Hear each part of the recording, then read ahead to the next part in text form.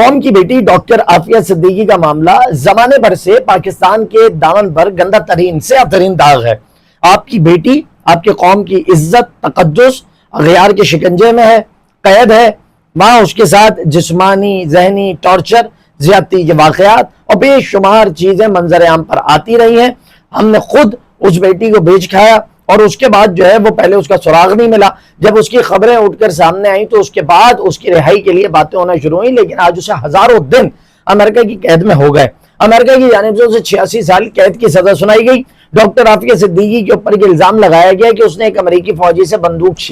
چھین کر اس کے اوپر فائر کیا۔ فائر کرنے کے نتیجے میں فوجی زخمی ہوا اور اس کے بعد عافیہ کو پکڑ کر جیل منتقل کیا گیا اور اسے امریکہ لے جایا گیا۔ بنیادی بات سمجھنے کی ضرورت یہ ہے کہ ایک عورت جس کا کل ملا کر وزن 50 سے 60 کلو ہوگا، وہ ایک ٹرینڈ ملٹری کے آرمی سے بندوق چھین بھی لیتی ہے، اس کے اوپر فائر بھی کر دیتی ہے اور اس کے بعد جو ہے وہ گرفتار بھی ہو جاتی ہے۔ یہ بات یقینی طور پر نہ لاجیکل ہے، نہ کسی طور انسانی سمجھ میں آنے کے قابل ہے۔ ایک جھوٹا کیس ڈاکٹر عافیہ کے متعلق گڑھا گیا جس میں ان کو 86 سال قید کی سزا سنا دی گئی۔ ہماری موجودہ حکومت 2013 کے اندر بھی نواز شریف صاحب کی حکومت آئی تھی اور آج پھر نواز شریف صاحب کو یا ان کی پارٹی کو 2024 میں حکومت دی گئی ہے، جسے آج کے دور کے اندر آپ بڑی جاباز حکومت کہہ سکتے ہیں، آپ بڑی عوامی امنگوں کی ترجمان حکومت کہہ سکتے ہیں، سو کالڈ برائے نام ہی صحیح۔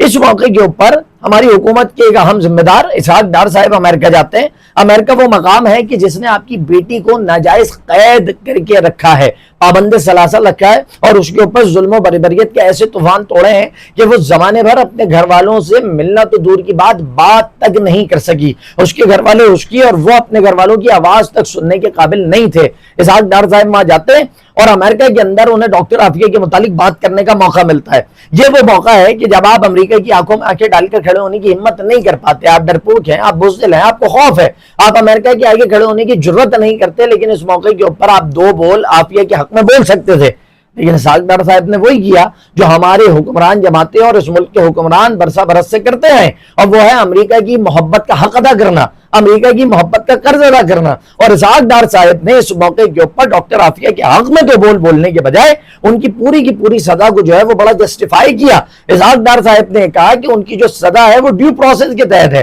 یعنی اس کے اندر جو انصاف کے تقاضے ہیں وہ پورے مکمل طور پر کلی طور پر پورے کیے گئے اور ان کو جو سزا دی گئی ہے وہ بالکل انصاف کے تقاضوں کو پورا کرتی ہے۔ یہ بیان در حقیقت ڈاکٹر عافیہ سے غداری نہیں ہے، یہ پاکستان کے 24 کروڑ غیور اور باوقار لوگوں سے غداری ہے کہ آپ اغیار کی شکنجے میں قید اپنی بیٹی کے حق میں دو بول اگر نہیں بول سکتے تو آپ خاموشی ساتھ لیتے، آپ کچھ کہنے کی جسارت و جرت نہ کرتے، لیکن اسحاق ڈار صاحب نے منہ کھولا تو امریکہ کے حق میں کھولا۔ تو در حقیقت امریکی غلامی، امریکہ کی بیجا محبت، یہ عملی طور پر ہماری حکومت اپنے انداز سے دنیا کے سامنے جو ہے وہ لے کر آتی ہے۔ یہاں سمجھنے کی یہ ضرورت ہے کہ اسحاق ڈار جو کہ پاکستان کا نمائندہ ہے، ریپریزنٹیٹیو ہے، وہ امریکہ میں کھڑے ہو کر اپنی قوم کی بیٹی کے لیے اس کی سزا کے لیے کیا کہہ رہا ہے۔ دوسری طرف ڈاکٹر عافیہ صدیقی کے وکیل کلائیو اسمتھ اس موقع کے اوپر سامنے ہے اور کلائیو اسمتھ نے اسحاق ڈار کو غیرت دلائی۔ کلائیو اسمتھ مسلمان نہیں ہے، کلمہ نہیں پڑھا ہوا، پاکستانی نہیں ہے،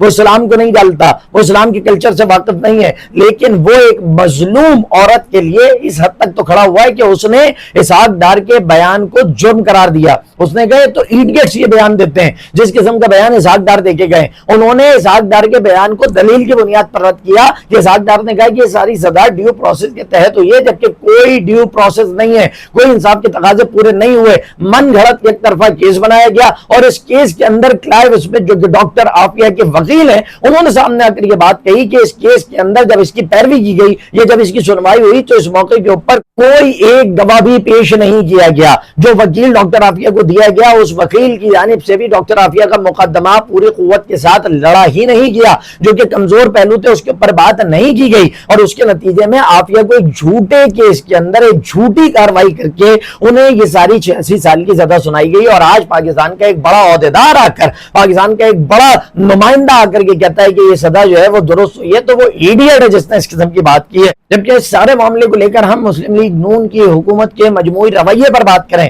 تو 2025 یا 24 کے اندر اسلام آباد ہائی کورٹ کی جانب سے غالباً حکومت پاکستان کو کہا گیا ہے کہ ڈاکٹر عافیہ کی کیس کے حوالے سے جتنی اپڈیٹس ہیں اس کو باقاعدہ طور پر کورٹ کے سامنے پیش کیا جائے، جس میں غفلت برتی گئی اور یہ سارا کا سارا سلسلہ پورا نہ ہوا، کیونکہ اس میں کہیں نہ کہیں عدم توجہ کا پہلو شامل ہوگا۔ جس کے نتیجے میں وزیر اعظم پاکستان اور ان کی پوری کابینہ کو توہین عدالت کا نوٹس بھی جاری کیا گیا۔ آپ اس سے پہلے اگر 2013 میں چلے جائیں جب نواز شریف صاحب پاکستان کے وزیر اعظم بنے تھے، نواز شریف صاحب نے بھی اس موقع کے اوپر ڈاکٹر عافیہ صدیقی کی بہن فوزیہ صدیقی سے ملاقات بھی کی تھی اور وعدہ کیا تھا کہ وہ عافیہ کو پاکستان واپس لے کر آئیں گے، لیکن جب وہ وزیر اعظم بن گئے اور اس موقع کے اوپر فوزیہ صدیقی کی جانب سے نواز شریف صاحب کے سامنے مطالبہ رکھا گیا کہ اپنا وعدہ پورا کیجئے، لیکن ان کا جو مدت تھی، جو ان کا وقت تھا، وہ سارا کا سارا تو پورا ہوا، لیکن نواز شریف صاحب نے اپنا وعدہ وفا نہیں کیا۔ تو یعنی کہ برسہ برس سے یہی ترتیب، یہی سلسلہ چلا آیا ہے کہ عافیہ کے نام پر پالیٹکس تو ہوتی ہے لیکن عافیہ کی رہائی کے لیے کوئی عملی طور پر میدان میں سامنے نہیں آتا۔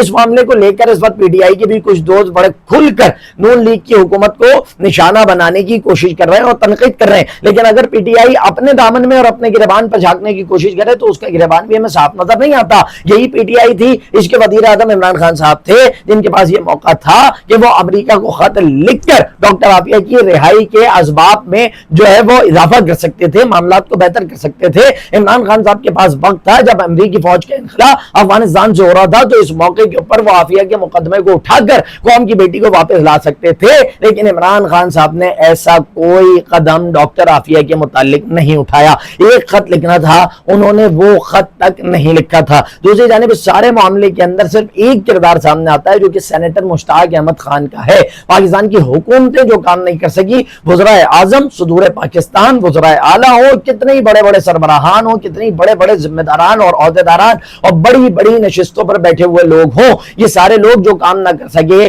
وہ سینیٹر مشتاق احمد خان نے کیا جو کہ پی کے سے تعلق رکھتے ہیں۔ سینیٹر مشتاق احمد خان نے ڈاکٹر عافیہ صدیقی سے ان کی بہن ڈاکٹر فوزیہ صدیقی کی مدتوں بعد، اشروں بعد ملاقات بھی کروائی۔ وہ شخص ڈاکٹر عافیہ کی رہائی کے لیے امریکہ تک گیا، ڈاکٹر فوزیہ کو لے کر بھی گیا اور ان کی ملاقات کے راستے بھی پیدا کیے۔ پورے اس معاملے کے اندر سینیٹر مشتاق احمد کا جو کردار ہے وہ قابل تحسین ہے۔ باقی پاکستان کے وزرائے اعظم نے صرف ڈاکٹر عافیہ کے نام پر سیاست کیا اور سیاست کے علاوہ کوئی کام نہیں کیا گیا۔ اسحاق ڈار صاحب نے جو عمل اختیار کیا اور اس کے بعد تنقید کے جواب دیتے ہوئے اور تنقید کو سامنے رکھتے ہوئے انہوں نے اپنا بیان بدلا کہ جی وہ قوم کی بیٹی ہیں اور ہم آخری دم تک ان کے ساتھ کھڑے ہیں، لیکن آپ کس دم تک ان کے ساتھ کھڑے ہیں؟ آپ کی ایک حکومت آگے چلی گئی، دوسری حکومت آپ کی چل رہی ہے، سال ڈیڑھ سال کا عرصہ مکمل کر چکی ہے، لیکن ڈاکٹر عافیہ آج بھی امریکہ کی قید میں پڑی ہوئی ہے۔ تو آپ کس دم تک ساتھ نبھا رہے ہیں، کہاں تک ساتھ نبھا رہے ہیں؟ اور آپ کے ساتھ نبھانے کا تو انداز اور المیہ یہ ہے کہ آپ امریکہ چاہتے ہیں تو اس کے قید کو، اس کے ساتھ ہونے والے سارے جرم اور ظلم اور زیادتی کو آپ حق قرار دیتے ہیں، اور اس موقع کے اوپر جب سوال کر لیا جائے تو آپ یہ کہتے ہیں کہ کسی بھی ملک کے قانون کا احترام کرنا آپ پر لازم ہے۔ اسحاق ڈار صاحب اس موقع کے اوپر خدا نہ کرے کہ اگر آپ کی صاحبزادی امریکہ کی قید میں ہوتی تو کیا تب بھی آپ اسی قسم کے جھوٹے مقدمے پر امریکہ کے نظام کو اور اس کے تمام قانون کو کے احترام کا اسی طرح درس دیتے، یا آپ کا طرز عمل کچھ اور ہوتا؟ اپنے گریبان میں جھانکیے گا، خود سے یہ سوال کیجئے گا، اور اگر اس کا جواب آپ کے لیے برعکس آئے تو خدا سے بھی اور ڈاکٹر عافیہ سے بھی معافی مانگیے گا۔